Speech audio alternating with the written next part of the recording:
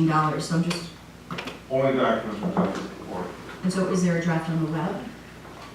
Like for, I'm just When wondering. it's presented to the board, yes. Okay. Yes, so it's posted on the website, and we usually take a copy to the customer service area and to the library. And then the reason it's struck is because we cover it up front with your copy cost? If somebody wanted to actually walk away with a hard copy, we cover it with the copy cost. Thank you. Yes. Or electronic, you could, why did you just download it, but. Right.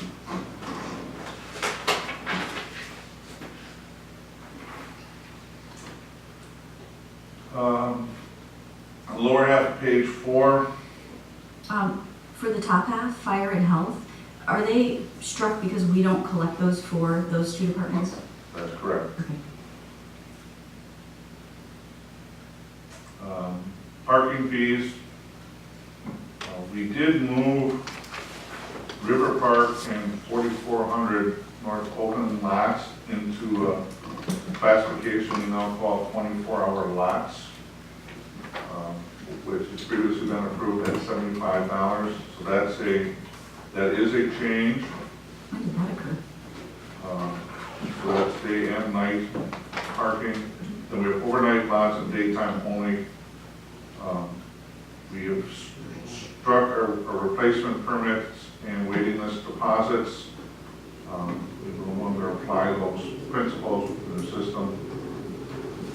And then again, just a little language change as we reorganize the fees under on-street parking to the special zones, RCA zones. We have the, that's the second one. Then we have the special zones, open X, open Y. Those are street parking. So again, just reorganize them a little bit for presentation purposes, hopefully make them a little clearer and a little more consistent with how we charge those. For the 24-hour lots, it's 75, but you talk about day parking fees. Is that River Park, and can people park? We're selling permits in Light Horse, aren't we? In the Sunrise parking structure? If you buy daytime only, it's Yeah. 35. Nighttime only is Just saying- 50. Day and night at the same lot, if it's allowed, would be 75. Okay, so does this cover parking structure? Yes. Okay, because it says lots, so that's why I want to be clear. For 24 hours, I don't think we have a parking structure that allows 24 hours, is that correct? Our public spaces, we only have two structures, but, Well, I believe there's a 24-hour permits that are available in the Lightfoot structure. okay.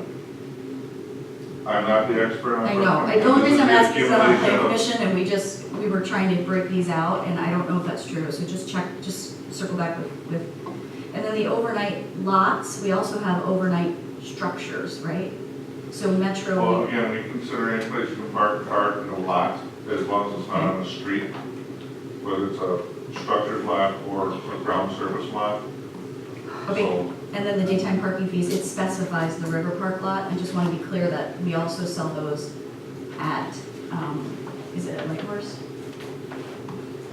I would, If you're, maybe just strike what those are then, just because if they change, then you yeah, don't this came from our Right, customer service director, so I will review for clarity to make sure we've got this I mean, right. we need the names, right? If you strike them, then as it changes, if it's a 24-hour lot, you're paying this, and if you're getting, you know, it might, You know, that might be simpler. that's what I'm thinking. If you're all right with the context, then I think that's an outstanding observation of the strike the lot references, and you just pay for the service you get. And then for special, trustee Romer, let me finish. Special zones, is that hardship? I don't know what other special zones we have for overnight at the moment. That Oakland and Wilson and They're hardships, right? You can't park overnight unless you get a hardship. Special zones, hardship is a special classification, it's your own personal zone, right? It's bumper age. Bumper H, for street, so. But is there another one? I'm just, What is open X, open Y, capital Z, no. Is there any other special zone that allows overnight parking besides bumper H hardships? open X, open Y, capital Z. So that's a yes. Okay. Can't you buy a permit to park on Oakland? Overnight? No. Yes, Oh, you could.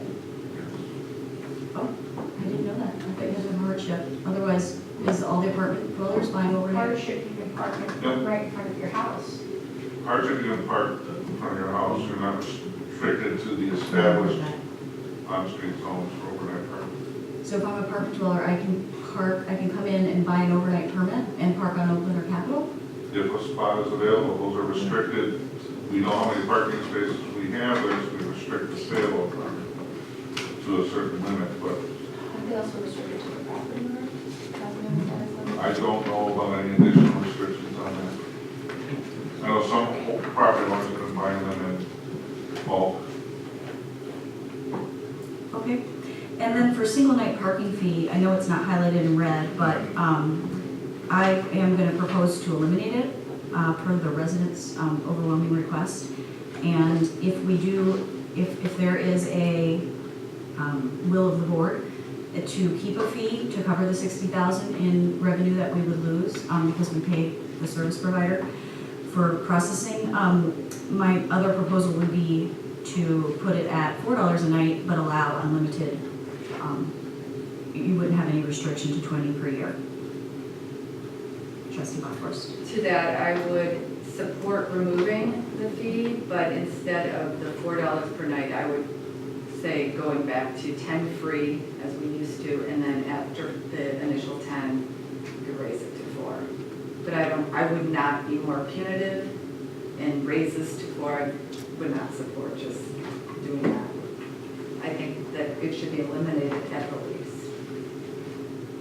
Or kept it? I don't know, I never supported that too. No, I'm just saying if there was more than 10. At more than 10, sure. What is it, well, yeah, I mean, I would prefer to not even have the overnight parking fee to begin with, but I understand that there are costs associated with the service. I would also recommend, this is probably for a different discussion, that we evaluate their policy that you're unable to sign up for the overnight between the hours of, I can't remember, I think it's 1 and 3 a.m. So if you don't know by 1 a.m., you know, if you're going to be parking overnight, you either get a ticket or you have to move your car. That's correct.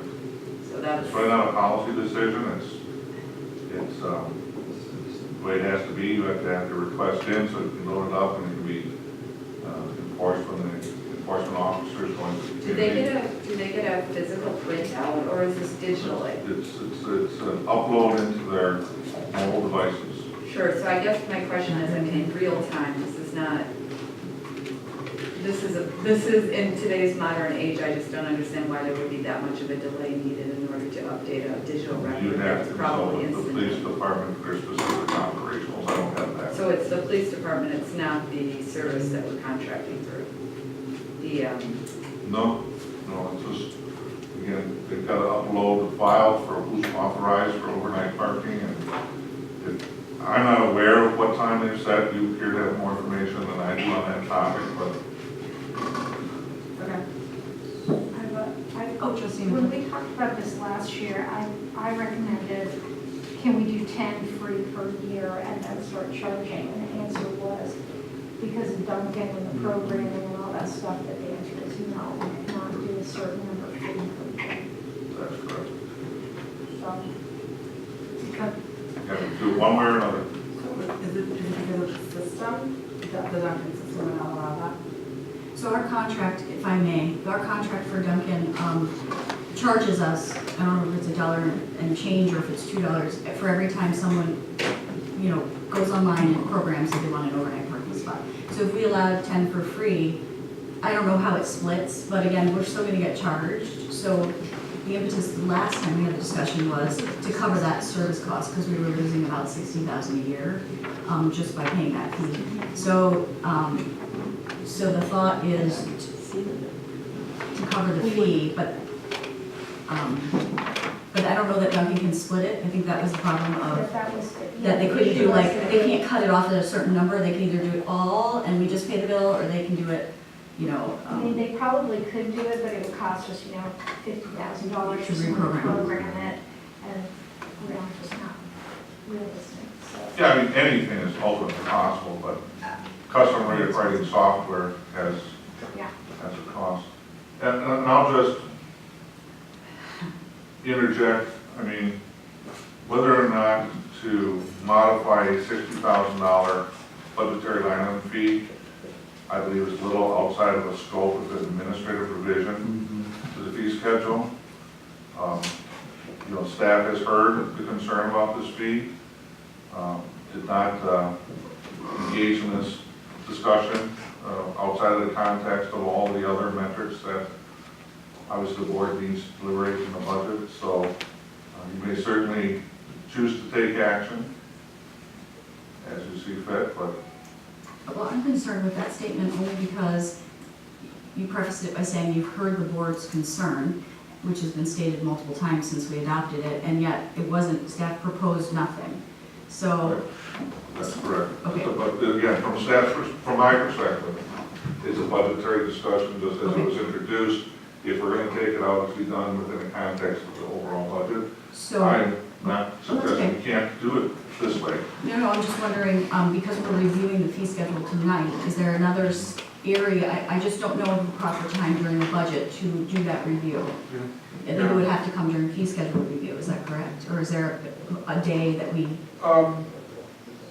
Parking. This would be more. You know, it's okay, I'm just asking when. it would come through the budgetary review and ultimately, and again, you know, well, the board has taken no action. I think there's a general consensus that some alternative solution is desired. But what that takes, what shape that takes, would be more comfortable to be done during the budget discussion, either general fund if the board adopts an action to make street parking a general fund issue or a parking utility if they don't. That's coming up a little later tonight.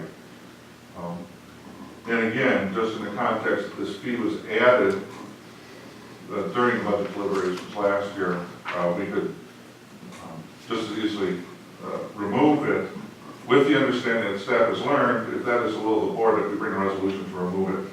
Well, don't you want direction today to like what you need to study? And the only reason I asked that is, the reason we did it during budget last year is we didn't have a separate fee review.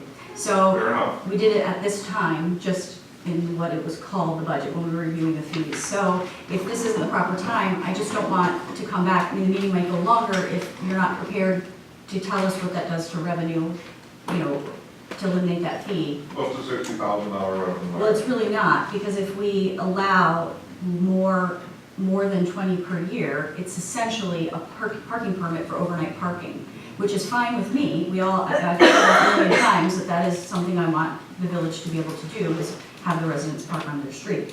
But this is like Larry Arft, our interim director, if you eliminate the limited per 20 per year, you're basically, if it's a $3 night fee times 30 days, it's a $90 permit, so to park for the month. So I just want to know, and then we're losing enforcement through tickets, and that's what the public has been continually saying is, what's the big deal? It's this tiny little fee. Well, my question is, if allowing it for, we're going to lose $500,000 in police enforcement, or whatever that number is for just parking tickets. So I need a better understanding. And if that's going to come during budget, that's fine with me. I just know, I would think you'd want some direction from the board to do that, so you can be prepared. And again, if it's a significant consensus item, then have at it, that's fine, it'll help you build the budget. Just like we're asking some revenue diversity items later on tonight. I just only bring it up for context that, the general intention of this was just to be an administrative update. None of these items are going to have more than a couple $1,000 impact. Just for your context, and again, I will not lose sleep if you decide to speak on the topic today. Oh, it's okay, I'm gonna bring it up in budget, I'm sure there's other trustees, so if there's time allotted and you're gonna have the projections of what we can expect to gain and lose, that's fine with me, I'll just know that that's coming. And I don't know if you want the board to weigh in so that you don't wanna waste your time, right? If you don't have a majority that feels like you should be working on that. If we're going to revisit this, I would want more data. I'd want how many permits are issued, how many are less than 10. This is big, pretty sizable money, also reprogramming fee, if I remember last time. was fairly substantial. Well, we can turn that off at no cost. No, but Okay. if you have to re-alter the mix, there's Well, we have a to- program. No, We can discontinue that at no additional cost from a programming perspective. to eliminate the speed. Again, now if you want to morph this into something different, then either it's a monthly permit and we just add it to our allowable monthly permits, or come up with a different way to do permits for on-street parking altogether, or we, you know, we have to consider that. I can tell you right now, though, any math on what if we let this unlimited, you know, again, historically it was unlimited. You just had to, you had 12 free and then you had to pay $3 for nights that overnight parking was restricted. And we didn't see any significant trends when we implemented this policy as far as the number of citations written from when it was unlimited. Now, that doesn't mean when you start forming